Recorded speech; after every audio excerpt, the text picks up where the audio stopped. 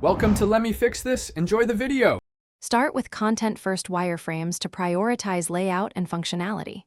Sketch each page for desktop and mobile priorities.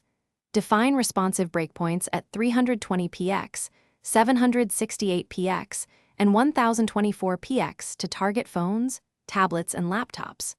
Choose a base font size of 16px and use rem units for scalable typography. Plan a flexible grid using percentages and max width containers to prevent overflow. List essential components like header, hero, content, and footer in order. Decide when to collapse or hide non-essential elements on small screens. Create a flexible grid with percentages and max width containers to prevent overflow. Implement CSS grid for two-dimensional layouts and Flexbox for one-dimensional alignment. Provide simple float fallbacks only if supporting very old browsers.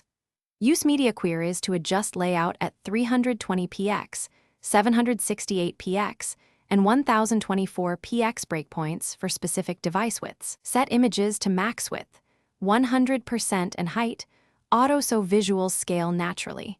Prefer min-width queries for progressive enhancement and mobile-first styling. Test layout changes in a browser with responsive emulation tools.